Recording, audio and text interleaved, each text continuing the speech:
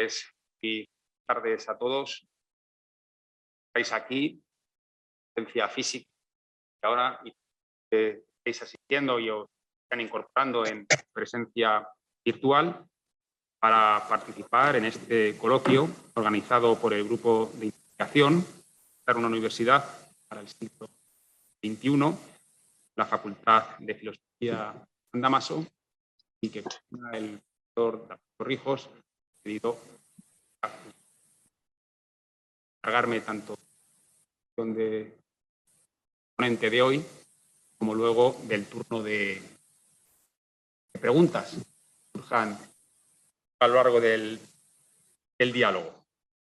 Pues primero de todo es agradecer a Juan Arana y a otros para pronunciar una ponencia que ha titulado Ayer, hoy, mañana de la universidad. Mañana puesto entre interrogaciones, cual es muy significativo. El profesor don Juan Arana es docente universitario desde 1975, es doctor en filosofía desde 1978, es académico de número de la Real Academia de Ciencias Morales y Políticas de Madrid del año 15, catedrático de filosofía en la Universidad de Sevilla desde 1906 hasta 2020, fecha de jubilación. Ha impartido docencia en muchas universidades, algunas, la Universidad de Buenos Aires, Bogotá, Ciudad de México, Santiago de Chile, Lima, Montevideo, Río Piedras, Mayagüez, en Puerto Rico, Pipa, Málaga, Granada, Pamplona, Salamanca, Madrid. Ha sido becario de Humboldt en la Universidad de Münster, profesor invitado también en distintas universidades de Alemania, de Münster, Berlín, París, Sorbona, también en Madrid. Autor de 20 monografías, 6 ediciones, en torno a 230 capítulos de libro y artículos, científicos. Editor también responsable de 12 volúmenes colectivos, fundador, director de 3 revistas científicas y 2 colecciones editoriales, miembro del comité editorial, del comité de redacción editorial, científicas, directivas de 4 asociaciones científicas, miembro del comité de ética del CSIC, de ética del mismo organismo. Ha recibido también el Premio Internacional de Investigación Razón Abierta, la convocatoria reciente de 2018, también bibliotecario, miembro de la Junta Directiva de la Real Academia de Ciencias Morales y Políticas de Madrid y miembro de la Junta Directiva del Centro Internacional de Neurociencia y Ética de Madrid. Un currículum de enorme prestigio, es para nosotros un placer. Y pues haciendo este turno de diálogo, o Mario lo permite. Juan, gracias. Pues ante todo, muchas gracias por estar aquí y muchas gracias por esta invitación de la Universidad de San Dámaso. Es la primera vez que estoy en ella y la verdad es que es un encuentro grato y he visto la dinamicidad y el ánimo y las ilusiones de los profesores que la forman. Y bueno, pues hablar sobre la universidad, hablar sobre su pasado, sobre su presente y sobre su futuro, y además poniéndolo entre interrogantes, pues es algo provocativo, ¿no? Porque de alguna forma quizá la dificultad es que los que estamos dentro de ella o hemos estado dentro de ella hasta hace muy poco, pues estamos como demasiado imbuidos, ¿no? Nos falta la perspectiva, nos falta la distancia, que muchas veces es preceptiva para poder hacer una cosa como más objetiva, como más neutral, como más, de alguna forma, permita dar el peso y el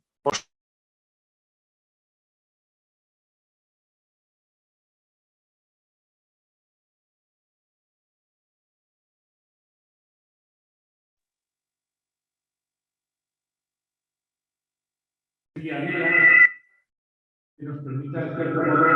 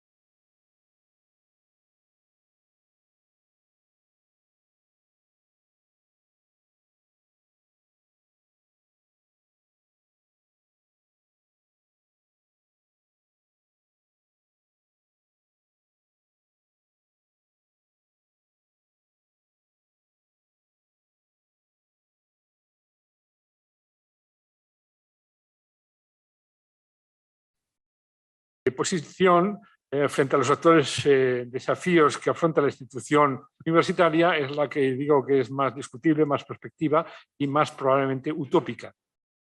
Y depende en buena parte no solamente de mi propia experiencia, sino un poco de la interacción que he tenido con estudiantes y con profesores, especialmente con profesores más jóvenes y más en ese sentido imbuidos de la responsabilidad a la que se enfrentan.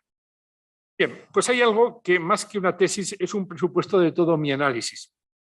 A saber, estamos en vísperas, si no vivimos ya las primeras fases, de una conmoción que alterará profundísimamente la universidad que todos nosotros conocemos y que exigirá cambios muy profundos en su estructura y en su funcionamiento si queremos que sobreviva algo digno de tal nombre, o sea, del nombre de universidad.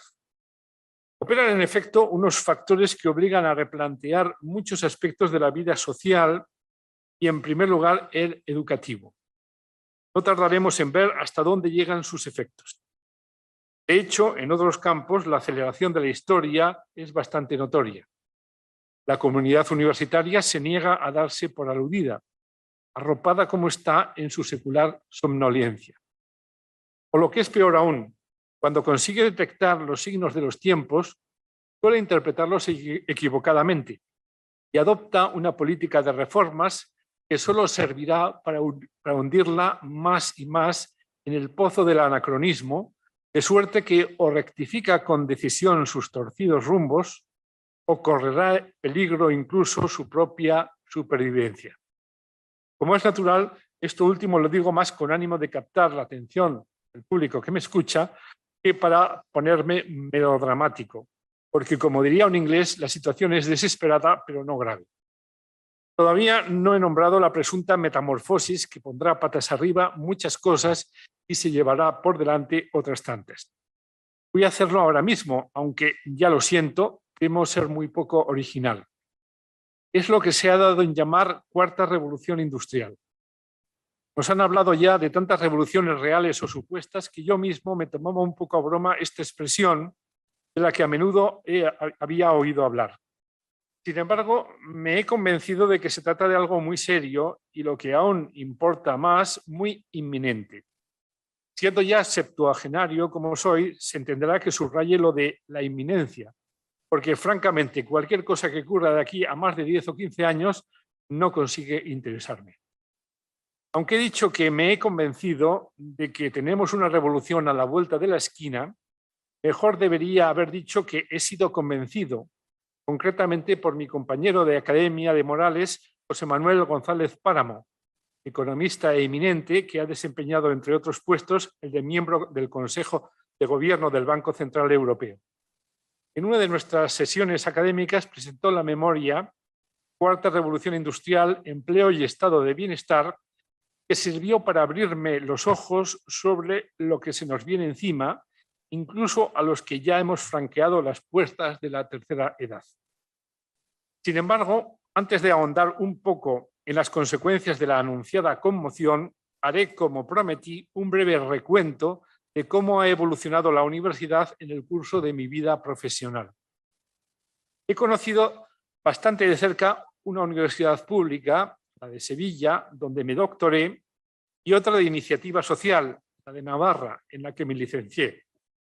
De un modo más tangencial, me he beneficiado de y he colaborado con bastantes universidades españolas, unas cuantas europeas y otras tantas americanas. ¿Qué he sacado en limpio de todo ello?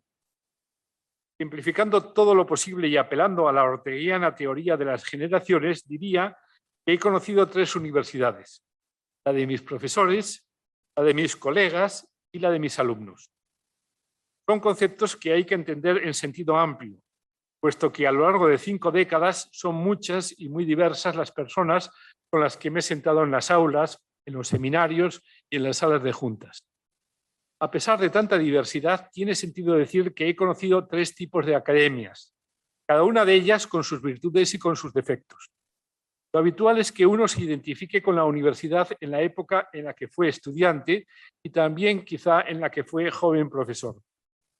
No obstante, creo que ninguna de las universidades con las que he tenido algo que ver podría afrontar las condiciones que van a imperar en los tiempos venideros. De manera que, por decirlo de alguna manera, habrá que inventar otra nueva, una cuarta si quieren, universidad, si queremos, insisto, que sobreviva algo que merezca tal nombre. Pues bien, la primera universidad que conocí quisiera denominarla la Universidad de los Maestros. Alguien peor predispuesto propondría bautizarla mejor como la de los mandarines, y ciertamente, o la de los caciques, porque ciertamente entonces la figura del catedrático tenía una relevancia muy particular, por lo menos en la universidad pública. La vida académica estaba totalmente impregnada con su sello. Una buena universidad lo era cuando tenía un plantel de destacados catedráticos, capaces con su magisterio de prestigiar la institución a la que servían y la que también se servían.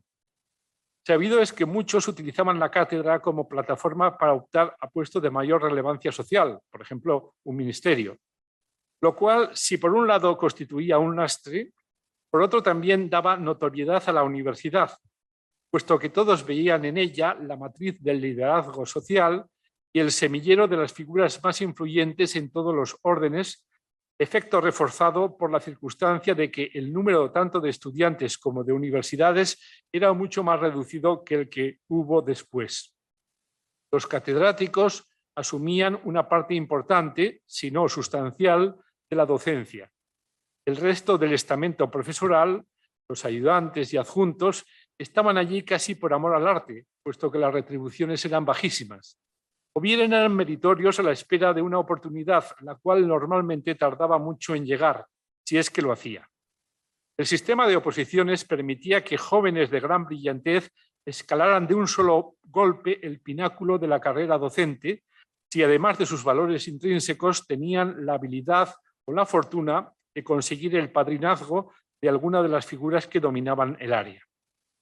Todo esto es sobradamente conocido, pero lo que me importa señalar es que, aunque no hubiera en los cuadros de catedráticos una considerable proporción de medianías, aunque hubiera en los cuadros de catedráticos una considerable proporción de medianías, por decirlo con suavidad, la presencia de unos cuantos sobresalientes bastaba para que el paso por las aulas mereciera la pena.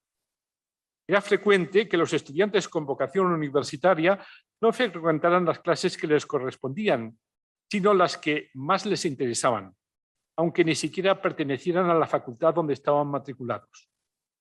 Recuerdo, por ejemplo, haber escuchado con asiduidad no solo a Leonardo Polo, Jesús Arellano o Antonio Millán Puelles, que eran los catedráticos de mi propia facultad, sino también a la Marquesa de Lozoya, a Ismael Sánchez Bella, a Álvaro Dors, a Eugenio Coseriu, a una costa de hurtar mi presencia en los cursos donde me aguardaban los exámenes. Más que las lecciones que pronunciaban, importaba el ejemplo vivo de universitario que encarnaban aquellas personas, su insobornable vocación de sabios, más allá de los convencionalismos burocráticos y las normativas legales de las instituciones que les albergaban. Algunos de ellos eran prácticamente ágrafos, otros no seguían una línea de investigación bien definida y muchos habrían fracasado lamentablemente de haber tenido que afrontar los actuales baremos de acreditación. Pero enseñaban cosas que no figuraban en los libros. La principal de ellas, cómo encontrar el camino que cada uno de nosotros tiene que seguir para dar lo mejor de sí. Todavía añadiría algo más. En aquella vieja academia, la interdisciplinariedad no era como ahora una vana aspiración, sino algo que se practicaba con naturalidad. Incluso los que no residíamos en colegios mayores nos codeábamos día a día con alumnos de otras facultades. En la universidad no solo se estudiaba, se vivía y se convivía. No fui yo, ni mucho menos, el único que encontré el amor de mi vida entre aquellas paredes y, por supuesto, la compañera que encontré no era ni de mi licenciatura ni de mi promoción. Sería arduo discutir si, mejor que en el caso de las ciudades perdidas de Sodoma y Gomorra, había en aquella universidad con tantas carencias un número suficiente de justos para merecer ser rescatada del olvido. Lo que acabó con ella no fue ni la desidia de los mediocres ni el elitismo de los mejores, sino, más comprensiblemente, el baby boom, que multiplicó de modo insospechado el número de estudiantes. También los planes de desarrollo, gracias a los cuales aumentaron las disponibilidades para la construcción de nuevos edificios y la contratación de más nutridos cuerpos docentes decentemente pagados. Así se inicia la segunda singladura, la mía, que fue la de los profesores y los investigadores. Por su orden, primero profesores, puesto que la mayoría de nosotros ingresamos en la carrera académica recién terminada la licenciatura y nos encontramos sin comerlo ni beberlo con la responsabilidad de dar no un trozo de asignatura, sino 3 o 4 enteritas. Se trataba de hacerlo al tiempo que adelantábamos nuestras tesis doctorales y construíamos la nueva universidad, sin que nadie nos diera la venia para ello. Éramos los profesores no numerarios, los llamados penenes, y en principio ni pinchábamos ni cortábamos. No obstante, nuestro número, el hecho de que cargábamos con la mayor parte de la docencia, nos dio fuerza para luchar por el poder, lo cual, unido a los aires de cambio político que soplaron sobre nuestro país, hizo que consiguiéramos desbancar la estructura caciquil que hasta entonces había monopolizado el gobierno de la institución. Algo tuvo que ver con nuestra victoria que en su miopía los viejos catedráticos no supieran reproducirse con suficiente rapidez, lo cual les impidió incrementar el número de plazas de numerarios para compensar la enorme proliferación de ayudantes, encargados y adjuntos. El sistema de oposiciones se quedó muy atrás, de manera que en la práctica lo que se hizo o se consiguió fue dar estabilidad en el empleo a los interinos, que una vez asegurado su puesto presionaron con denuedo hasta hacerse con el control de los departamentos y de las facultades. Así se acabaron las carreras relámpago. Lo obligado era calentar el asiento una vez ingresados en la escala docente, la mayor parte de las veces por designación directa dedocrática de los gerifaltes, y esperar tranquilamente la consolidación y el acceso mediante los procedimientos que se fueron arbitrando: regularización, idoneidad, oposiciones restringidas, proliferación de aprobados sin plaza, etc. Mientras subsistió el procedimiento de las oposiciones, todavía fue posible saltarse 1 o 2 etapas de un sistema de promoción que se acabó pareciendo cada vez más al escalafón puro y duro. En definitiva, se desactivaron los mecanismos de cooptación y se anularon en la práctica los traslados entre universidades de profesores ya funcionarios. Con ello se erosionó irreversiblemente la preponderancia de los catedráticos para otorgársela a quienes consiguieron liderar las reuniones de departamentos, las juntas de facultad o los claustros universitarios. La consecuencia casi inmediata fue la potenciación extrema de la endogamia y el apartamiento de los órganos de decisión tanto de los viejos mandamases como de los vocacionalmente centrados en la enseñanza y la investigación. Esto no sacó a nuestra universidad de la mediocridad. Tan solo pasamos de una mediocridad oligocrática a una mediocridad democrática, puesto que tanto el alumnado como el personal de administración y servicios también obtuvieron su parte del pastel y en su mayoría ejercieron la cuota de poder conquistada en función de intereses particulares, no de unos supuestos intereses generales. Una mal concebida autonomía universitaria condujo a que en la práctica la universidad respondiera tan solo ante sí misma y mucho menos ante la sociedad que la albergaba y la sostenía. No todo fue negativo en esta etapa, ni mucho menos. Frente a la camarilla activista que monopolizó el ejercicio de la administración, el resto del profesorado y del alumnado se dividió entre una mayoría que dormitó sus estudios y ejercicio profesional de acuerdo con la ley del mínimo esfuerzo, y una minoría que, apartada de las tentaciones del poder y de las distracciones de la gestión, ejerció la recién ganada autonomía del profesor y del estudiante para emprender ilusionantes proyectos docentes y de investigación, a título particular o de grupos independientes. Los repartos de becas y fondos de investigación se hicieron al principio con criterios de arbitrariedad imprevisible o bien según el viejo hábito de café para todos. En muchas áreas de humanidades esto bastó para que se llevaran a cabo proyectos en muchos casos bien interesantes, aunque dispersos. Las áreas científico-experimentales sufrieron más por la falta de coherencia y de continuidad en la acción de las autoridades académicas y políticas a nivel local, regional y nacional.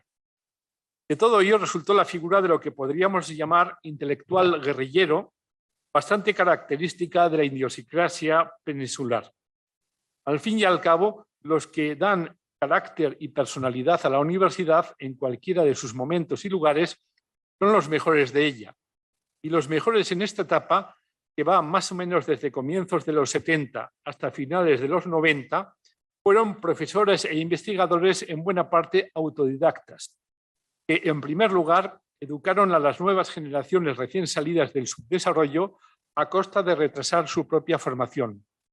Más tarde, una vez consolidados como funcionarios, trataron de remediar sus déficits de formación saliendo al extranjero con ayudas postdoc y luego formaron grupos de trabajo con sus colegas y estudiantes que pudieron contagiar a los que pudieron contagiar con su entusiasmo. Torpes en su mayor parte con los idiomas, suplieron con ilusión y tesón lo que les faltaba de profesionalidad, de forma que en muchos casos lograron obtener resultados estimables. Entre ellos escaseaban los genios más que antaño, puesto que no abundaron tanto las mentes privilegiadas que se dejaron tentar en esta generación por una universidad tan cargada de inercias pequeñoburguesas. A cambio de ello, tengo la impresión de que era más fácil encontrar durante estos años personas que se esforzaban por dar buenas clases, por publicar, aunque fuera en editoriales y revistas nacionales, cuando no locales, y por fundar revistas, colecciones, sociedades científicas e incluso entablar tímidas relaciones internacionales con el primer mundo universitario.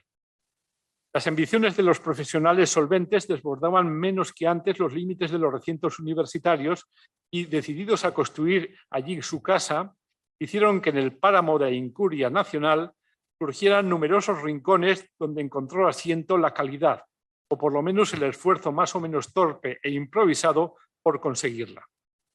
Esta universidad de los profesores investigadores conoció una segunda y más fugaz etapa que convendría denominar la de los investigadores profesores. En efecto, a partir de finales de los 80 se empezaron a notar la bajada de la curva de la natalidad. El exponencial crecimiento de número de plazas y la creación de nuevas universidades fueron ralentizándose hasta entrar en una fase de estancamiento, cuando no de recesión. Había más becas que repartir, pero menos puestos de trabajo, de manera que las carreras académicas ya no empezaban tanto como antes con encargos de curso. Los nuevos ingresados tenían muchas más horas de estudio a su disposición y margen para realizar estancias en el extranjero, asistencias a congresos y redacción de papers y de memorias. El nivel de calidad de las tesis aumentó progresivamente y también lo hizo el poliglotismo de los nuevos universitarios y su capacidad para desenvolverse en contextos variados y cambiantes. Yo recuerdo en particular el dramatismo con que se dirimieron los últimos concursos de plazas dotadas durante la época dorada de la expansión. Competían en aquellos concursos, por un lado, ayudantes con miles de horas de docencia a sus espaldas y becarios que apenas habían pisado los estrados de las aulas, pero que exhibían docenas de artículos científicos y montañas de certificados. Luego vino el apagón financiero y con él comenzó a gestarse una nueva época para la universidad, la que ahora disfrutamos o padecemos. Primero fue la crisis del petróleo, luego la de las hipotecas subprime, más tarde la del estado de bienestar y así sucesivamente hasta la de la pandemia. En este contexto hostil, los becarios de investigación empezaron a irse a la calle al término de sus estipendios y los departamentos iniciaron un proceso de envejecimiento del que recién ahora empiezan a salir, porque ya no es factible seguir amortizando las plazas que van quedando vacantes y afrontar al mismo tiempo una docencia que ya ha sido suficientemente recortada. Por lo menos hablo de las universidades públicas. En el departamento al que he pertenecido, mi marcha ha sido la primera que en más de 15 años ha sido cubierta por un nuevo puesto de profesor, si bien después de degradar su rango 3 escalas. No han sido gratas, por tanto, las circunstancias que presidieron el tercer tipo de universidad que me ha sido dado presenciar. La de los maestros, ya lo dije, murió como consecuencia de la explosión demográfica. La de los profesores investigadores a la que he pertenecido ha sido enterrada por la dramática crisis de la natalidad. En el año 2019 hemos ocupado el puesto número 5 del mundo por la cola, con una tasa de 1,23 nacimientos por mujer, tan solo superados a la baja por Corea del Sur, 0,98, Hong Kong, 1,07, Singapur, 1,14 y Ucrania, 1,20. Donde no hay harina, todo es mohina, y donde escasean los niños tampoco hay mucha alegría. Este invierno demográfico está también detrás de la crisis del estado de bienestar. Y con el fin de la holgura económica se acabaron los lujos. Al fin y al cabo, la universidad siempre fue un lujo. Lujo de una minoría privilegiada hasta más o menos 1970. Y hasta 2000, lujo ofrecido a la juventud de una sociedad que prosperaba. Con el nuevo milenio se acabó lo que se daba. Desde entonces, la universidad se ha convertido en un tipo más de empresa, con la irracionalidad y rigidez que con frecuencia caracterizan las empresas públicas, así como con toda la carga de oportunismo y despiadado afán de lucro que a menudo lastran las empresas privadas. Si yo me formé en la Universidad de los Maestros y luego trabajé en la de los profesores e investigadores, al final he visto cómo maestros, profesores e investigadores perdían paulatinamente peso en una universidad de gestores y de pedagogos, aunque ni siquiera son ellos los que están teniendo la última palabra. La penúltima corresponde más bien a los tecnócratas de la burocracia y de los balances.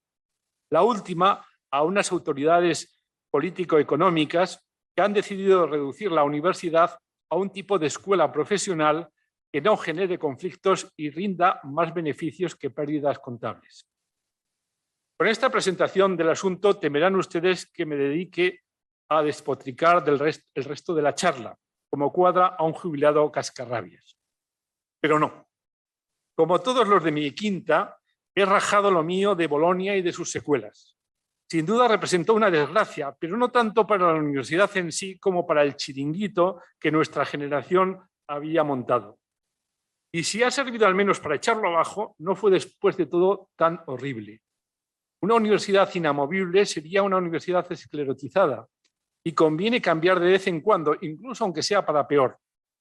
Por otro lado, no creo que la hiperburocratizada e hiperformalizada academia actual sea peor ni mejor que la caciquil de mis maestros y la endogámica de mis coetáneos. Los que están ahora en la cincuentena o en la sesentena hubieron de pasar su correspondiente desierto, en Sevilla diríamos su raya real. Necesitaron aprender idiomas de verdad y no de mentirijillas como nosotros. Tuvieron que escribir artículos homologables a la scholarship anglosajona en lugar de los libros que nosotros escribíamos tal como se nos dictaba nuestro precaro entendimiento. No les quedó otro remedio que aguardar largos años a que se fueran desocupando sillas y sillones que, ni llegado el retiro, estaban dispuestos a abandonar los próceres de la patria. Por último, les ha tocado mucho más que a nosotros afrontar las exigencias de unas autoridades académicas cada vez más ordenancistas. Hace año y pico tuve que presentar en el registro de la Hispalense una instancia relativa a mi pensión. La funcionaria de turno me riñó con muy malos modos por atreverme a presentarme allí sin la preceptiva cita previa, para lo cual tendría que navegar un buen rato por el demencial portal de internet de mi ex alma mater. Y todo para presentar un maldito papel, meditaba para mis adentros, mientras el ordenador se colgaba una y otra vez. Viendo cómo giraba sin parar una flechita circular mientras el aparato rucurreaba, recordé cómo hace 40 años, para parecida diligencia, a mi jefe le echaban por delante la alfombra roja. Incluso hace 20 años a mí mismo no paraban de decirme don Juan por arriba y don Juan por abajo. ¿Qué importa? Seguramente, aunque no queramos confesarlo, el trámite mismo hubiera sido aún más ineficiente en tiempos de don Jesús o en los míos. Los tiempos cambian, verdad elemental que a los de mi edad nos hacen pensar en Bob Dylan. Y aquí precisamente se fragua nuestra venganza. Lo cierto es que la actual universidad, aunque seguramente no peor que la mía o la de mis predecesores, sin duda es tan perecedera como aquellas. De aquí ya entro en la última parte de la charla. Muy posiblemente incluso sea más perecedera, porque la historia da signos de acelerarse. La Universidad Caciquil, o los maestros, tuvo siglo y medio de vigencia.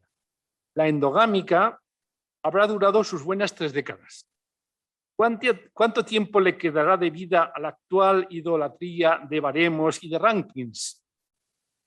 En estos momentos no llevamos más allá de 15 años de tiranía tecnocrático-pedagógica y ya hay signos bastante evidentes de decrepitud en el sistema recién instaurado. Así que una vez más se plantea el dilema, renovarse o morir. Entiéndaseme, no pretendo sostener que todos los elementos que conforman la universidad de 2021 están condenados a desaparecer por obsoletos. Es evidente que el rasgo diferencial más claro entre ella y las 2 universidades que la precedieron es la aplicación masiva de la digitalización y en la administración, en la investigación, en la documentación y hasta en la docencia misma. Este proceso no va a parar, sino que se va a incrementar y a generalizar. En ello consiste precisamente la 4ª revolución industrial que invoqué al principio.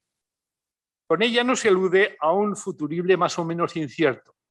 Estamos metidos hasta el cuello en su curso y lo único dudoso es hasta dónde y desde cuándo llegaremos a ver todas las consecuencias que va a tener.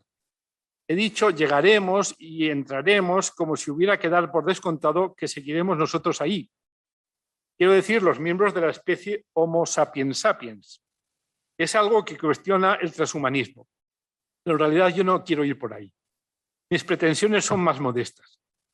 Simplemente me pregunto cómo serán dentro de 5 o 10 años las universidades que no hayan entrado en franca vía de extinción.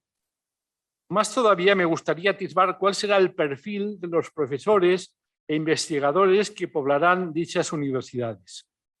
Hoy por hoy, lo único que hace competitivo a un profesional de la enseñanza superior es, ante todo, el multilingüismo.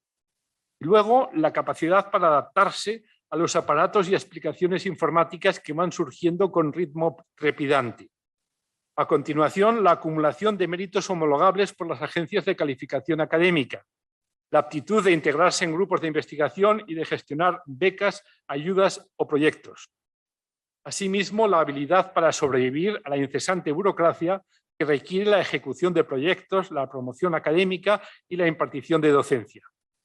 También cuentan la elección de una línea de investigación de moda y multiadaptable, la generación de artículos científicos que superen sin problemas las revisiones de las revistas bien indexadas, la disposición y facilidad para cambiar de residencia según los vaivenes de los contratos que se van consiguiendo y, por último, pero no en último lugar, el establecimiento de una densa red de relaciones con personas que puedan mantenerle a uno informado y apoyado en los momentos decisivos. Todo esto está, desde luego, muy bien, o quizá no tan bien, pero vamos a suponer que está muy bien. Pero uno se pregunta en qué lugar de la lista de prioridades quedan los planes teóricos de largo aliento, las ganas de contribuir al avance del conocimiento, de comunicar a los jóvenes los conocimientos que se han ido adquiriendo, las inquietudes por la gran cultura, los valores que hacen que valga la pena vivir, etcétera, etcétera. En definitiva, acabo acordándome de ese chiste en el que el jefe de laboratorio llama al director de la fábrica y le dice: ya hemos puesto el blanqueador, el triclosan, el SLS, los saborizantes, la clorhexidina, el flúor y las rayas rojas para hacer bonito. El problema es que no nos queda sitio para poner el dentífrico. Más en serio, me pregunto hasta qué punto estamos exigiéndonos a nosotros mismos y a los que se inician en la carrera académica emplear nuestro tiempo y energía, así como los suyos, en labores que no son tan importantes y que además dentro de muy poco no servirán para nada, porque serán resueltos con ventaja por algoritmos y por robots.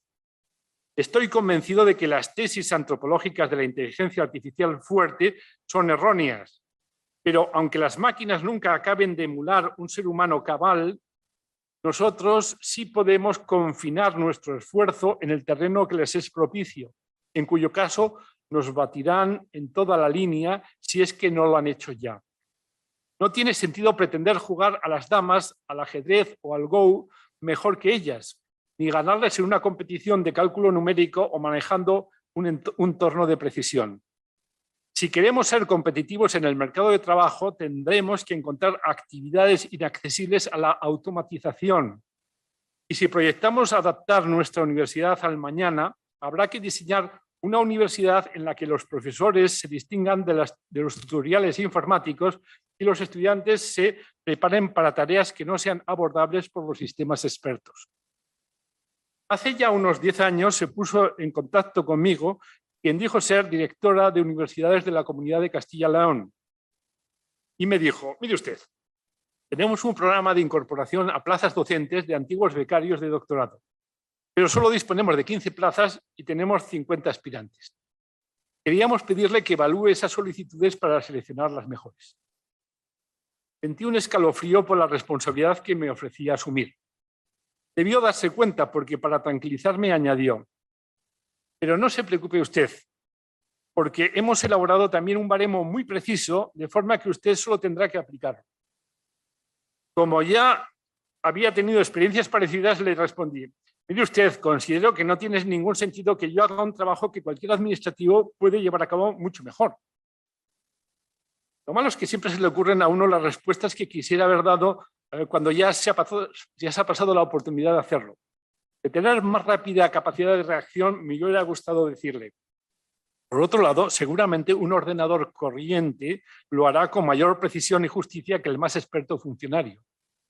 Lo que me parece discutible es que una decisión tan importante se haga depender de la aplicación mecánica de un baremo. Es casi como echar los dados para decidir la suerte de las personas. Mire usted, si les pide a esos concursantes que cada uno de ellos elija las 30 mejores páginas que a su juicio han publicado cada uno de ellos hasta ahora, yo podría leerlas y estoy seguro de que no tendría ningún problema para escoger los 15 mejores, después de cotejar mis anotaciones con los currículos. En cualquier caso, mi propuesta hubiese resultado inviable, porque ni ella ni los individuos implicados se fiarían de la objetividad e imparcialidad mías o de cualquier otro. Ahí es donde está el problema. Hemos dejado de creer en las personas y por eso hacemos depender nuestro destino de las máquinas, que acabarán comiéndonos por los pies.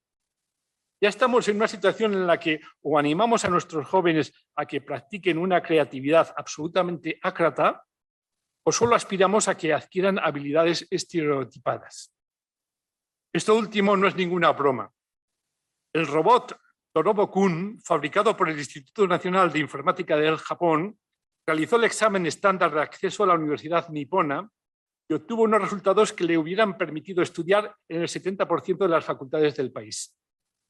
Los investigadores revelaron que consiguió de media una calificación de nivel A, con la cual sería capaz de acceder a 503 de 579 universidades, según informó el diario Yomiuri.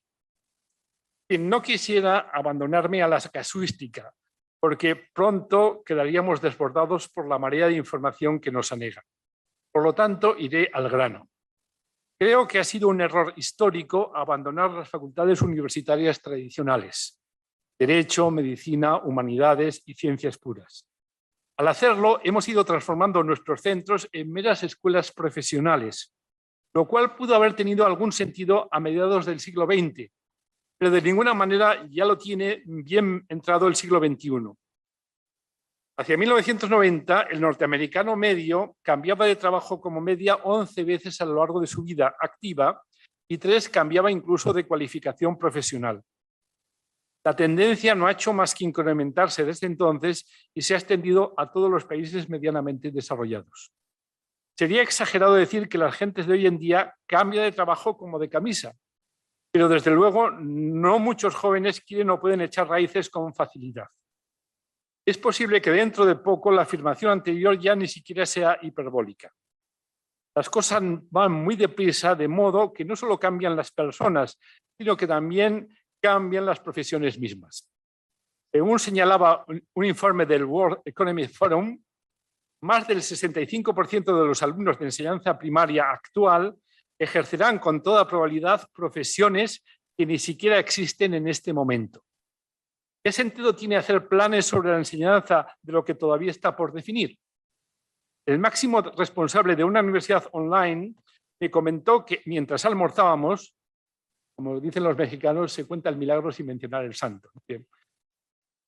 Me comentó mientras almorzábamos que en parte achacaba el éxito de su universidad haber quitado el poder de decisión sobre los nuevos grados y másteres a las facultades y a los departamentos para entregárselo a los departamentos de marketing.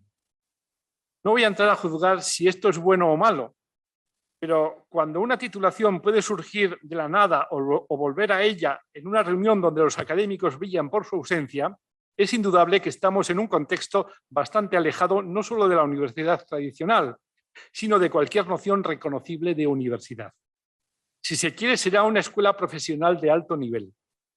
De hecho, están apareciendo con gran rapidez formas mixtas de trabajo y enseñanza que practican el learning by doing.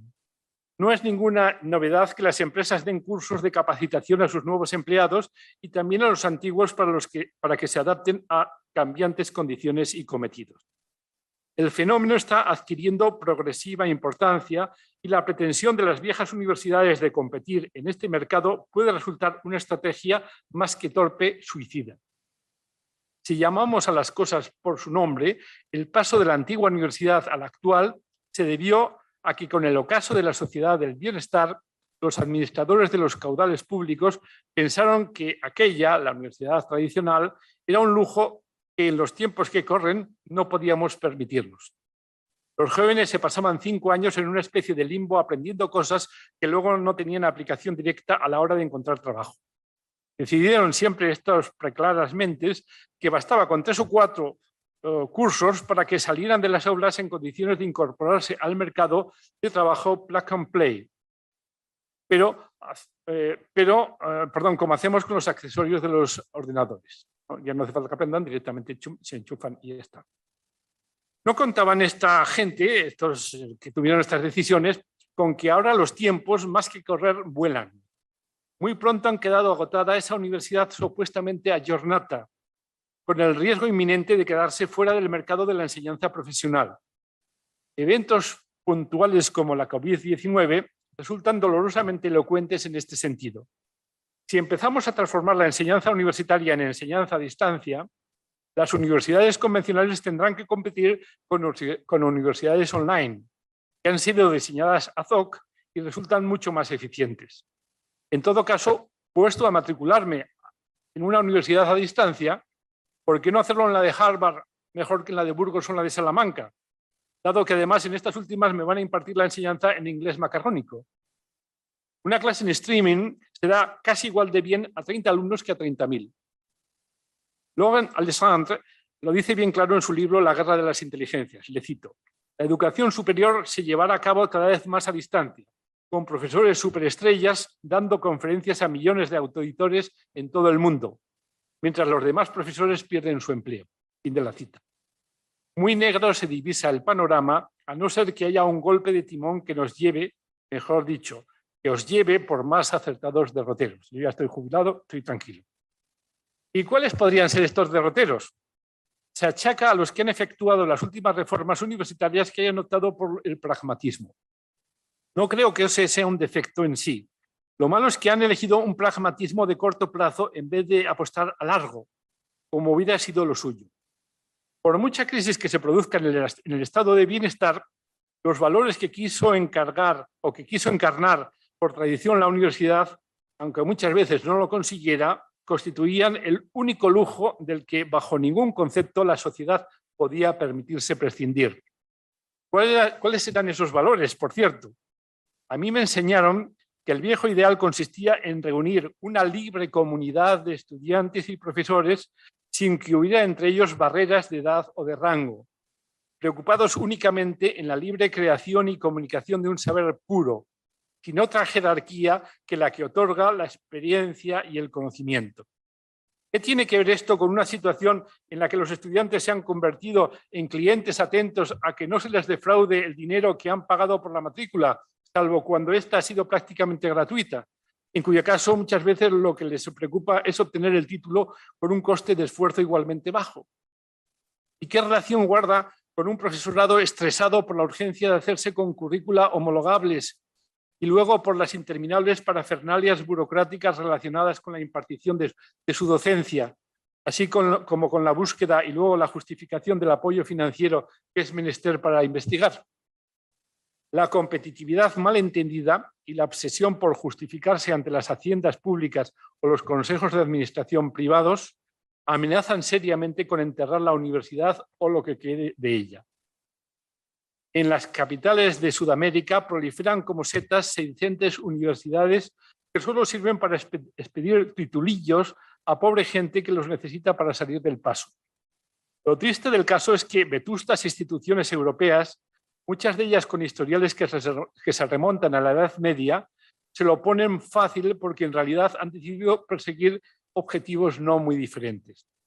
Fue un caso de error integrar las llamadas escuelas universitarias confiriéndoles poco después la capacidad de otorgar doctorados. Las escuelas de negocios también debieran haber sido mantenidas aparte y ahora, sin embargo, se presentan en muchos casos como el ideal al cual las facultades clásicas tendrían que acomodarse. Al menos las escuelas técnicas superiores tuvieron el buen gusto de constituirse como universidades politécnicas, lo que hubiera podido contribuir a aclarar un poco la situación.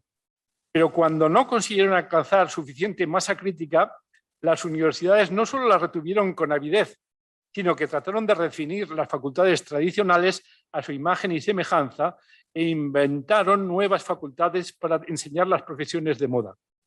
Ahora resulta que muchas de esas profesiones supuestamente de moda languidecen y están condenadas a desaparecer. Incluso carreras de tanta raigambre como la medicina han empezado a perder futuro profesional desde que su práctica se ha protocolizado de tal manera que muchos facultativos, cuando no se limitan a rellenar rutinariamente recetas y más recetas, lo único que hacen es una especie de triaje de alto nivel o prescribir y valorar analíticas. Se ha llamado la atención sobre el hecho de que la mente humana solo puede llegar a hacerlo eficientemente con unas pocas decenas de variables. Sin embargo, hoy en día ya son cientos, si no miles, las variables significativas que los nuevos dispositivos de análisis pueden determinar rutinariamente. Vuelvo a citar aquí a Alessandro, dice: los médicos van a afrontar una verdadera tempestad digital. Muy pronto deberán interpretar miles de millones de datos cuando actualmente no gestionan más que un puñado de ellos. ¿Podrán adaptarse la profesión a una mutación tan brutal? Fin de la cita. Bueno, pues lo mismo cabría decir de casi todas las actividades profesionales reconocidas. Estoy convencido de que solo podrán conseguirlo si la educación superior que reciben se distancia claramente de enseñar destrezas que pueden ser practicadas con ventaja por superordenadores acoplados a sofisticados dispositivos. ¿Y qué deberían enseñar entonces las facultades que sobrevivan o que nazcan después de la hecatombe que se avecina? Desde luego no a ser profesionales de algo que solo ocupará su actividad semanas o meses, sino a ser miembros de unas sociedades tan complejas como las que se avecinan, o más sencillamente personas. Solamente entonces podrán integrarse en el hoy por hoy inconcebible mercado de trabajo de 2030 o 2040. Esa es una de las pocas cosas que conviene dar por descontada. Tan solo la práctica interdisciplinar y la capacidad de interacción personal son valores que con seguridad van a incrementar su importancia el día de la mañana. Como resume en su informe en González Páramo, el empleo será menos rutinario y estándar, más fraccionado, más sujeto a cambios continuos, exigirá mayor capacidad para reinventarse y menor sobreespecialización. Incluso en un área tan técnica y especializada como la informática, prevén los analistas, cito, la inteligencia artificial va a devorar al informático. Ciertamente va a haber una necesidad inmensa de arquitectos informáticos y científicos de datos, pero estas profesiones solo serán accesibles a espíritus interdisciplinares y de muy alto nivel. Programador informático de baja gama será un pasaporte seguro para el paro. Fin de la cita. Bien pensado, no son tan sorprendentes estos pronósticos. Si los ingleses lograron crear en el siglo XIX un imperio de magnitud mundial, no fue enseñando a sus muchachos urdu, árabe, bengalí, suajili, etc., sino solamente latín y griego. Tampoco las reglas de las diversas ramas del comercio y la administración colonial, en cada latitud y continente, sino más bien el fair play y el cricket. Y sin embargo, estos muchachos salían e inmediatamente se ponían a hacer todo lo que supuestamente ignoraban. Dije al principio de esta intervención que no iba a dar consejos, pero ya veis cuán gloriosamente he incumplido mi promesa. Para hacerlo de modo aún más descarado, os expondré para terminar lo que diría yo a un ilusionado recién graduado dispuesto a iniciar la carrera universitaria. No le disuadiría de conocer y practicar lenguas, aparte de que a estas alturas seguramente ya estará en posesión de algunas. No obstante, dominarlas es tarea inacabable que ocupa toda la vida, y creo que sería una pena que para fortalecer este frente desguarneciera a los demás. Me vienen a la cabeza los versos de Miguel Dors cuando evoca la figura de los intelectuales de moda, cito, que pululan por todos los repliegues de París con qué capacidad tan admirable de no enterarse de nada en 7 idiomas. Fin de la cita. Lo que francamente le desaconsejaría a este supuesto pedidor de consejo es que hiciera del inglés su lengua vehicular, a no ser que consiguiera hacerla tan suya como consiguió dominarla el polaco Joseph Conrad en su momento. Un colega me dijo hace poco tiempo que ya no publicaba más que en inglés, lo cual, reconocía francamente, había rebajado bastante su ambición teórica, así como la riqueza de matices y la profundidad de lo que conseguía escribir. Jugando los partidos en campo contrario, nunca conseguiremos pasar de la segunda división. Las ciencias empíricas aún se avienen a que sus cultivadores se hayan convertido en asesinos de la lengua de Shakespeare. Pero en humanidades y sobre todo en filosofía, hacerlo es como tirar la toalla. Además, para nada, porque cada vez está más claro, perdónenseme lo respetuoso de la expresión, que estamos en vísperas de una especie de Pentecostés tecnológico. Son increíbles los progresos que ha hecho el traductor de Google y los expertos auguran que dentro de muy poco esta y otras aplicaciones parecidas lo harán mejor que cualquier traductor humano profesional. No solo ocurre con los textos escritos, la traducción automática de los hablados avanza tan rápido que pronto se nos otorgará a todos un don de lenguas informático.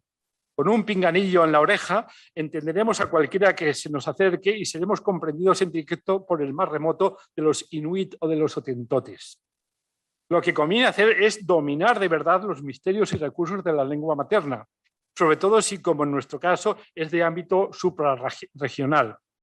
Lo verdaderamente decisivo será llenar de contenido este recurso comunicativo, porque el saber sin lenguaje es ciego, pero la lengua sin saber está vacía. Conviene dedicar el 90% de nuestro tiempo y esfuerzo a conseguir tener algo importante y original que decir. Lo demás ya se nos dará por añadidura. Otro tanto diría de la línea de investigación a seguir. Elegir como objetivo central de la existencia añadir un trillonésimo matiz a cierta oscura polémica desatada por el último filósofo analítico o la interpretación de la oscurísima obra póstuma del penúltimo filósofo alemán, siempre me ha parecido un caso de masoquismo intelectual. Hasta el presente, al menos rendía el rédito de encontrar un acceso más probable a las ansiadas revistas que integran la lista de Scopus. Pero tanto se ha abusado del expediente que ya no podemos seguir engañándonos con él. Los objetivos de la investigación universitaria no pueden en modo alguno reducirse a penetrar en el recinto reservado de unos medios que ni siquiera leen quienes les otorgan tan alta calificación académica. Es inaceptable una situación en la que cualquier persona ajena a un determinado gremio epistemológico pueda decir con razón: ya veo que todo queda entre ustedes. En fin, el fin de la universidad, hoy como siempre, no se resume en educar profesionales ni especialistas, sino ante todo y sobre todo buenos ciudadanos, hombres y mujeres cabales a los que nada de lo humano les sea ajeno.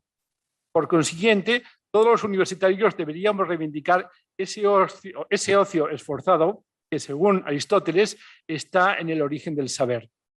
Sostengo, en definitiva, una concepción de la universidad como lujo, pero no ya lujo de una casta de privilegiados, como anteayer, ni de una juventud mimada por una economía emergente, como la de ayer, ni mucho menos lujo de unos cuantos tecnopedagogos, ya hasta la frase se me atraviesa, con un título de management de empresas, como hoy.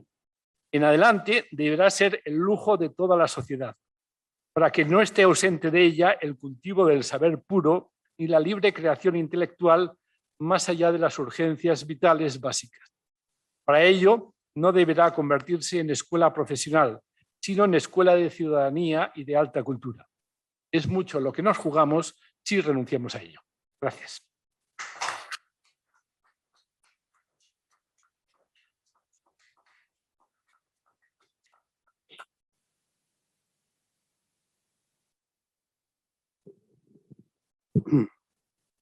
Pues muchas gracias.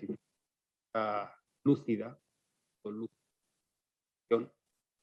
más de ya, y la verdad también, y una ironía, que no exenta también de una preocupación, la situación efectivamente actual. Y creo que además es muy interesante, realmente lo valoro mucho, porque efectivamente no está construida la teoría desde un púlpito de cristal, también de experiencia, ¿verdad?, que se trata esta cotidiana durante muchos años la vida universitaria, no solo en el campo de la docencia y de la investigación, sino también en la educación. Le da más valor. Yo he subrayado aspectos que me han estado muy interesantes, pero bueno, ahora voy a abrir, o se abre ya un espacio de diálogo, tanto que estáis aquí presencialmente como estáis online.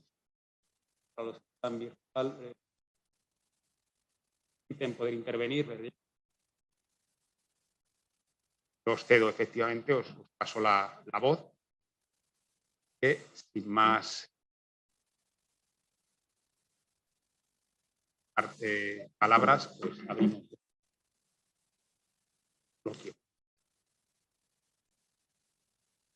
Sí, adelante. Te van a llevar el micrófono.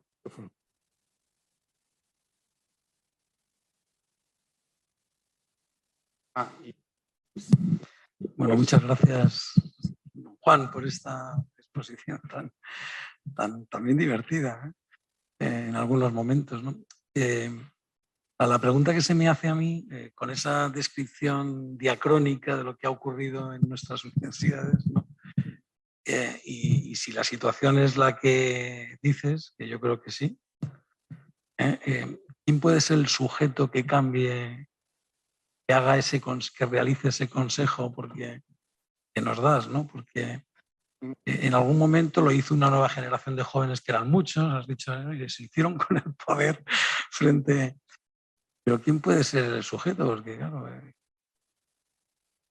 parece más bien que has dicho, bueno, pues son el poder político, ¿no?, asociado con el poder económico, el que ha diseñado esta cuarta universidad, ¿no?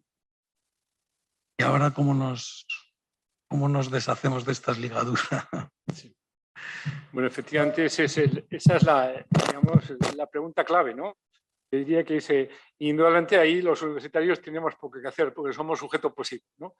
O sea, la época de las reivindicaciones y tal, bueno, ojalá fuese posible, pero yo realmente creo que no vale mucho, ¿no? Porque estamos en una época de descentralización y realmente en ese sentido no creo que las cosas vengan por ahí. Yo creo que digamos de que la esperanza, la posibilidad viene por el hecho de que, vamos a ver, la productividad se va a mantener, la productividad simplemente porque la digitalización masiva y la robotización hará que se pueda generar la misma o incluso una creciente cantidad de productos y de servicios con muchas menos horas de trabajo. Con lo cual, curiosamente, va a haber una crisis, por decirlo así, no de producción, pero sí de trabajo. Entonces, eso quiere decir que, bueno, pues que vamos a tener que tener a la gente entretenida. Entonces, eso se puede hacer de dos maneras. Es decir, simplemente subvencionando el paro, es decir, haciendo que la gente, en vez de, ahora se dice de alargar, pero son situaciones un poco de corta escala, ¿no? Digamos, si pensamos de aquí a 15, 20 años vista, va a sobrar horas de trabajo a cualquier.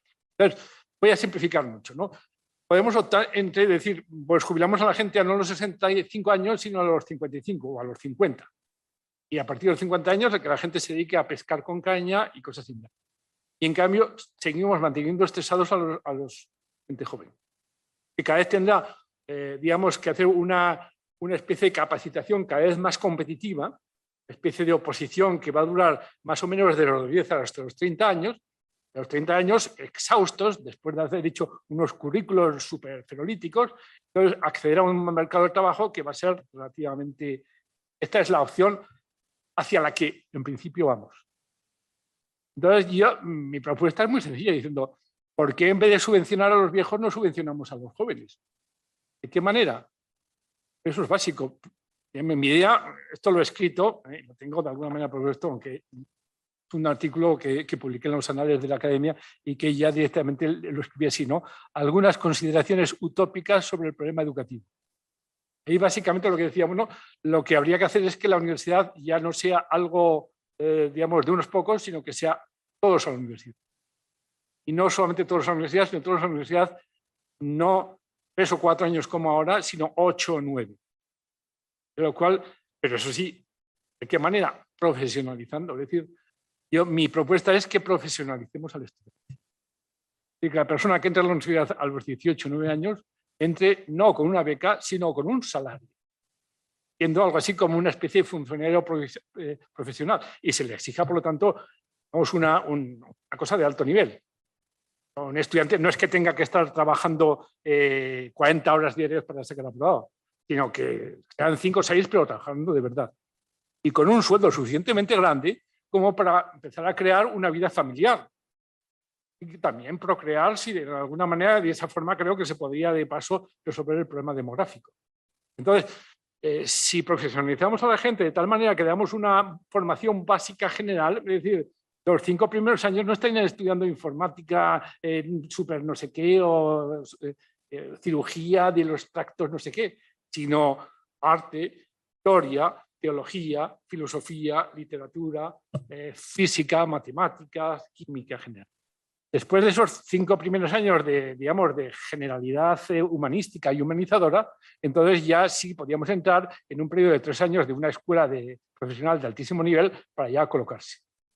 Con lo cual, de alguna manera, aprovechando esas horas que quedan libres por la, digamos, la automatización de la vida profesional, podríamos perfectamente salvar a la universidad y de paso salvar a la juventud de la frustración en que actualmente viva, el estrés en que realmente no pueden salir de él y la posibilidad de vivir una juventud como Dios manda y al mismo tiempo generando las cosas que solamente se puede hacer cuando uno es joven, como ser conocer el mundo, ser un padre joven, ser una madre joven, etcétera, etcétera. Como ves, la utopía es completa. Es decir, que esto lo presenté en la academia y la verdad tengo que decir que la gente en la academia es buena gente, porque en vez de reírse de mí directamente a la cara, dijeron, sí, es interesante y tal y cual. Dije, este tío me está, se ve que se le ha subido a la cabeza el que le hemos nombrado académico, ¿no? Porque cómo se le ha ocurrido semejante cosa, ¿no? Bueno, yo particularmente, aunque vaya con mi particular lirio, mi particular mano, yo sigo pensando que las cosas o van por ahí o no hay otra solución.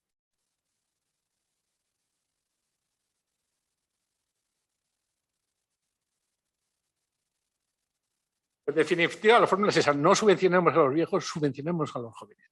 Hay que subvencionar a alguien. Bueno, en primer lugar, felicitarle porque de las, no exagero, cientos de actos académicos que, a pesar de lo joven que soy, yo he acudido desde que cumplí los 18 hasta ahora, creo que es la primera vez en el que no tengo nada que objetar al conferenciante. Estoy de acuerdo al 100% en todo. Yo tenía un profesor, el profesor que me dio filosofía en bachillerato, que tenía una teoría, él era discípulo, o eso dice, de Ortega. Y él tenía una teoría, que es, habría que quemar todas las universidades con todo el mundo dentro y hacer de cero todo. Yo creo que en el fondo no le faltaba razón. Bueno, esta no, por supuesto, esta no. Es que esta se sale de lo normal. Segunda cuestión. No hemos hablado, son 3 las cuestiones. No hemos hablado, no da tiempo, no es el tema, pero hay creo, dos temas intrínsecamente relacionados con la universidad. Uno es la formación profesional y otro es la enseñanza preuniversitaria. Se habla mucho de que la universidad, y yo estoy de acuerdo, es una escuela, una fábrica de parados, y se habla de que no responde a las necesidades del mundo empresarial. Mi teoría es que la formación profesional es la que debería responder a las necesidades económicas y la universidad debe estar para otro tipo de saberes más, vamos a decir, elevados, y que la enseñanza preuniversitaria, lo que hoy entendemos como secundaria y bachiller, debería ser en parte lo que usted ha comentado de esos 5 años de saberes, de arte, de historia, de física y de tal. Mi pregunta al respecto es, ¿hay actualmente algo en ese sentido, algún lugar, algún modelo, alguna teoría, algún profesional que vaya en esa dirección? Y luego, ya por último termino, en tercer lugar, ¿dónde queda la enseñanza, las iniciativas de enseñanza, de educación, yo ando metida en una, de educación que no es ni pública ni de iniciativa social, sino que es más con ánimo de lucro? Y ya no molesto más. Muchas gracias. Bueno, los comentarios son también, tienen su miga, los comentarios que ha hecho, y las preguntas su dificultad, ¿no? Y en ese sentido tampoco es que quiera yo quitármelas de encima sin más, ¿no? Pero, bueno, vamos a ver, ¿hay algo que corresponda a este tipo de utopía que les he desplegado, aunque sea un poco muy rápidamente y muy improvisadamente sobre la marcha? Hombre, esto, desgraciadamente tengo que decir que ahora menos que hace 40 años, curiosamente, ¿no? Porque estoy pensando concretamente en la situación que se produjo en Alemania, más concretamente en la República Federal de Alemania, después de la Segunda Guerra Mundial. Y es que hubo a nivel de todo el país, ¿no? De todo el país que sobrevivió a aquella catástrofe, la idea de que un fenómeno como el de Hitler y como el del nacionalsocialismo había sido posible gracias a lo que en Alemania llaman los Fachidioten, ¿no? Es decir, los que son muy listos en una cosa y muy tontos para todo lo demás. Y que en ese sentido había que promocionar una educación humanística en las... Yo diría, tampoco estaría mal que hubiese una educación científica de alto nivel en las facultades humanísticas, ¿no? Es decir, que habría que de alguna manera ampliar el espectro. Y por eso en todas las universidades alemanas, incluso en las universidades técnicas, se promocionó mucho que hubiese departamentos de humanidades y que en los currículos de los ingenieros y de los científicos de alto nivel pues hubiese un lugarcito, y no pequeño, pues para la literatura, para la filosofía, para la teología, para la historia, etc. Indudablemente eso significaría, para ser mínimamente justos, que decir que en las facultades de humanidades también tenía que haber una especie de historia de la ciencia, física de alto nivel, biología, obviamente no haciendo numeritos y integrales, pero sí enseñándoles cuáles son un poco los fundamentos de la concepción científica del mundo, porque es algo que forma parte de la cultura. O sea, había que convertir un poco esta especie de esquizofrenia de las dos culturas. Entonces, esos departamentos se abrieron y durante cierto punto yo creo que un poco el inspirador de aquello fue un poco lo que suponía una figura como Romano Guardini, y eso durante unos años, yo diría que en los años 50, se mantuvo en las universidades alemanas. Es una cosa triste que en las últimas décadas, y de un modo acelerado, es decir, desde 2000 hacia aquí, se han ido desmontando la mayor parte de los departamentos humanísticos que había en las universidades técnicas, con lo cual se ha vuelto cada vez más hacia la especialización. En las universidades norteamericanas había algo también muy interesante, que es el famoso asunto del core curriculum. Es decir, que todas las facultades, todas las escuelas, todas las titulaciones que hacen tenían unos estudios comunes que consistían básicamente en unas asignaturas que podríamos llamar de gran cultura. Es decir, a todo el mundo se le hacía leer la Ilíada y yo qué sé, la Divina Comedia, los grandes libros que hicieron la historia de la cultura. Y no eran asignaturas de segundo nivel, no eran Marías. eran asignaturas importantes y había que estudiarlas bien.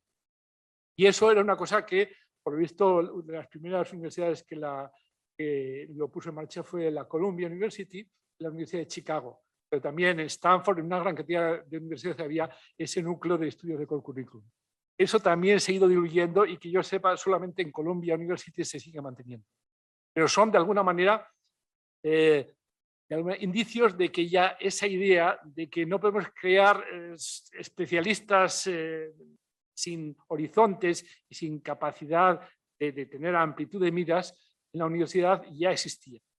Pero yo diría que más que si ya se está haciendo, es que habría que recuperar de alguna manera. Es que el problema es eso, es decir, olvidarnos de que la universidad es lo que creo más o menos al final la universidad no tiene que ser algo formativo, sino algo, digamos, una formación profesional, no una formación humanística o intelectual, ¿no?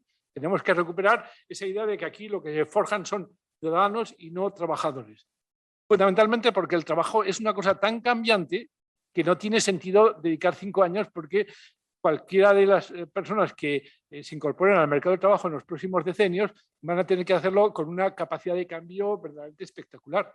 Entonces, la mejor manera de que una persona tenga esa capacidad de cambio es que tenga una formación de amplio horizonte.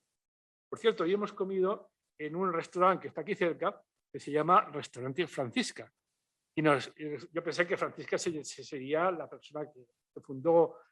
No, pero nos dijo que no, que es que la persona que funda y que lleva adelante ese restaurante le gusta la literatura y por la recherche du temps perdu de Proust, ahí aparece la Francisca y que se refiere a eso, ¿no? Entonces, alguien que se dedica a dar de comer a la gente y que se dedica a leer a Proust. Pues eso es el futuro. Bueno, efectivamente. Con lo cual, encima, interdisciplinaridad. Yo creo que por ahí tienen que ir los tiros. Es decir, a un tipo... Hay una cosa, por ejemplo, buena en Estados Unidos, y es lo siguiente, por lo menos según me han informado, yo no lo conozco directamente. Pero creo que cuando alguien pide un trabajo, no solamente le piden su currículum, y en el currículum una cosa importante es servicios a la comunidad, donde uno tiene que poner que además de tener los títulos y tal y cual, pues ha estado en el tercer mundo 6 meses ayudando en un hospital o ha colaborado con esta cuestión o con esta otra, y que eso es un aspecto importante. Es decir, este tipo realmente no es un egoísta que va a lo suyo, sino que ha tenido la generosidad de dar parte de su tiempo y de su esfuerzo para bien de la humanidad. Yo creo que eso es un ejemplo de por dónde van a ir los tiros. Cada vez a la hora de contratar, lo más lógico es que la empresa diga, no, yo te enseño en 2 meses lo que tienes que hacer. Pero ahora lo que me interesa es que seas una persona como Dios manda, cabal, que tengas cintura, que tengas capacidad de cambiar de actividad rápidamente y que al mismo tiempo seas capaz de integrarte en un sistema, que tengas una visión un poquito mínimamente altruista, etcétera, etcétera. O sea, en ese sentido yo diría, si me pides, por decirlo así, pistas concretas de donde esto ya se está haciendo, pues a mí yo estaría en apuros. Porque tampoco es un asunto que yo esto lo he pensado colateralmente. Pero yo creo que los signos de los tiempos o los vientos de la historia, yo creo que ya empiezan a soplar en esa dirección. En ese sentido, los primeros que lo hagan probablemente serían los primeros que avancen un poco en lo que yo creo que es la buena dirección. Parece que... bueno, ¿dónde quedan las...? Bien, efectivamente, las universidades de iniciativa privada, no, digamos... sí, no, creo que hay que distinguir los 3 grupos de universidades, ¿no? Primero son las públicas, otras son las de iniciativa social, que obviamente tienen un ideario y se deben a ese ideario, sea religioso o sea de otro estilo. Y después están simplemente las universidades que son una empresa y como tal empresa pues tiene el afán de lucro, que es lógico y normal de una empresa que tiene que de alguna manera responder ante un accionariado. Entonces, lo que pasa es que decir, ahí lo que habría que pedir es que tengan una visión de medio o de largo plazo. Porque si no son recolectores, cazadores, ¿no? No se trata de esquilmar al público y creando una universidad que va a dejar un páramo, ¿no? Después de dar una serie de títulos que en realidad son filfas. Y no crear, digamos, algo que alguna vez se prestigie diciendo, no, en esta universidad, por muy privada y por muy ausente de cualquier tipo de ideario que tenga, te garantiza que da una formación que después tú eres competitivo. Después, bueno, yo qué sé, es decir, no, es que los egresados de esta universidad, al cabo, digamos, al cabo de 8 años, han ganado 1 millón de euros el 70%. Hombre, caramba, ahí me apunto. Pero para eso tienen que hacer bien las cosas. Y para eso tendrían que hacer cosas de este estilo, ¿no? Es decir, no, no es lo que es actualmente, es casi una especie de club de relaciones, ¿no? Yo te creo unas prácticas que en realidad estoy vendiendo unas relaciones sociales. Por tanto, unos contactos profesionales que si tú los aprovechas, pues tú entras. No se trata simplemente de crear los contactos iniciales, sino la capacidad de que cuando tú tengas una oportunidad, esa oportunidad realmente ahí prosperes. Y eso solamente lo puedes conseguir si eres una persona de ese amplio espectro. Con lo cual, por decirlo así, ser un buen ciudadano y ser un ciudadano competitivo muy probablemente no van a ser dos cosas tan diferentes en un futuro. Con lo cual, ahí probablemente una buena universidad privada, una buena universidad de iniciativa social y una buena universidad pública probablemente no tendrían por qué ser tan diferentes a la hora de la verdad. Esa sería un poco mi súper utópica respuesta a tu pregunta.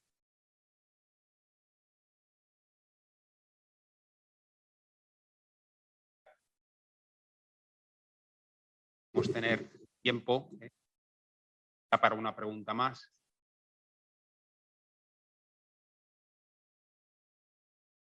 Bueno, bien, Diana. Bueno, pues muchas gracias por la exposición y va a decir ya que por el optimismo, ¿no? Es decir, en esta, digamos, propuesta utópica, porque yo es que soy bastante pesimista, no sé también cómo nos pasa. Luego me encuentro que gente más joven que yo todavía es más pesimista, ¿no? Entonces, yo, por ejemplo, un poco también en la línea de la primera pregunta de Víctor, ¿no? Es decir, ¿dónde estarían las instancias que pueden promover realmente algo así? Es decir, porque yo veo la sociedad muy adormilada. No sé, las instancias políticas oficiales no quieren el tipo de persona que se formaría en esas universidades, es decir, una persona exigente, crítica, es decir, despierta, capaz de, no sé, de crear alternativas a lo que tenemos.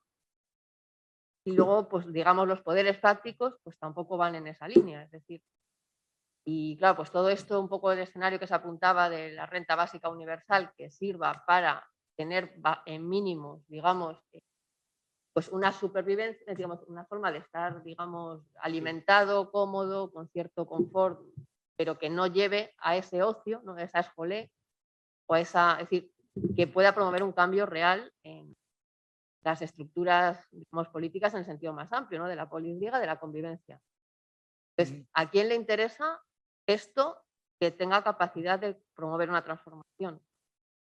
¿No? O nos van a intentar ser, digamos, piezas como máquinas, en ese sentido de, no sé, esto de la gestión de la granja humana, o hacia dónde vamos, ¿no? Es decir, preocupa, es decir, estamos... Claro, no, y probablemente ahí yo tendría que reconocer que, como efectivamente me habían acusado en otras conferencias que hice sobre este tema de ser en exceso pesimista y de alguna manera descorazonar a los muchachos. Bueno, les conté mientras comía la anécdota de que efectivamente yo iba muy, de alguna manera muy polarizado. En fin, a un muchacho de 17, 18 años, a los que están terminando la enseñanza secundaria, no les puedes vender esta especie de situación pesimista que realmente ahora vivimos los que ya llevan mucho tiempo en la universidad. Entonces, concretamente en Osuna di una conferencia sobre este tema y lo planteé tan optimistamente como ahora, ¿no? Y cuando terminé me vinieron 3 estudiantes que dijeron que venían de un instituto y que iban a entrar a la universidad el año que viene y nos dijeron, pero no se preocupe usted con este asunto de no ser pesimista. Nosotros ya hemos leído a Schopenhauer, como diciendo, ¿qué nos va a contar usted a nosotros de pesimismo? Bueno, a lo mejor es verdad que nuestros alumnos de secundaria ya están vacunados contra cualquier pesimismo, por decirlo así, de la tercera edad, ¿no? Pero vamos a ver. También voy a contestar con una anécdota a ver si sirve para un poco representar lo que quiero decir. Con unos amigos hace 10 años puse en marcha una revista. Una revista porque estábamos hartos de las revistas ya que se empezaron a poner muy con todos los requisitos para la indexación, etcétera, etcétera, ¿no? Y entonces dijimos, bueno, queremos hacer una revista para publicar lo que queremos y lo que nos interesa. Entonces empezamos así, efectivamente, con la revista y funcionamos 4 o 5 años de esta manera. Pero ya a los 4 o 5 años nos dijeron, hombre, no, pero también podríamos conseguir que esté un poco, que sea esté en los repertorios, el hombre que está aquí, gente joven que está publicando y que realmente después no le cuentan para nada los artículos que publican en la revista. Entonces, claro, yo pensé que era muy egoísta, siendo una persona ya de 60 y tantos años, negarme a hacer una cosa de este tipo, porque yo iba tan kamikaze que yo había propuesto poner debajo del título de la revista diciendo: en esta revista no está bien considerada por las agencias de calificación. Aquí solamente publican los amantes de la sabiduría. Y oye, hombre, pero ¿cómo vas a poner aquello? No lo puedes poner. Y entonces, efectivamente, yo no estoy dispuesto a empezar a mandar lo de los referees y empezar a hacer esto y tal y cual, y a los Latin Index, y imposible. Pero, bueno, ya lo hacemos nosotros, los restantes.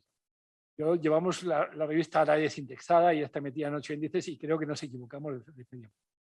Porque era del consejo de redacción y hay 3 que se han... Oye, no, es que me lleva demasiado tiempo. Y además yo creo que los artículos que nos empiezan a llegar son artículos de típico tipo, cada vez más concretitos y cada vez más de acuerdo con los estándares académicos, ¿no? Yo para eso no quería una entrevista. Yo creo que a lo mejor lo que tenemos que hacer, aunque sea una quijotada, es decir, nos bajamos de todas las indexaciones. Y aquí solamente publicamos artículos que realmente nos gusten, no artículos que respondan a todos los estándares establecidos.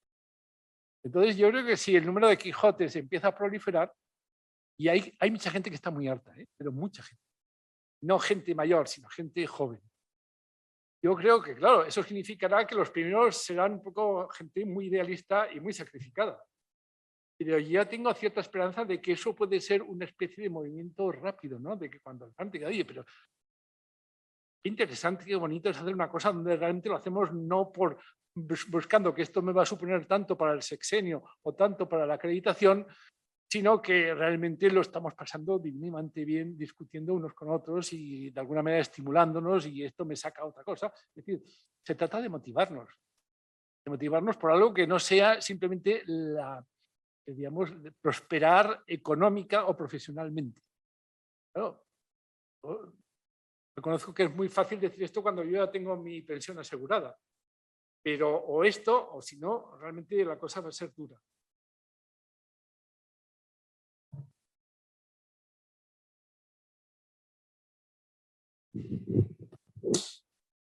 Bueno, pues muchas gracias, don Juan, por su presencia con nosotros.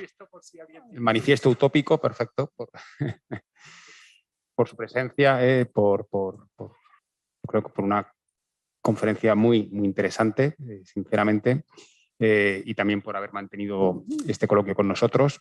Gracias a todos por estar aquí y gracias a David Torrijos, al profesor David Torrijos, que ha tenido que marcharse porque tenía ahora clase a las 7:10, que es el coordinador de este grupo de investigación, donde se inserta esta ponencia de don Juan, que es pensar una universidad para el siglo XXI. Buenas tardes y gracias a todos.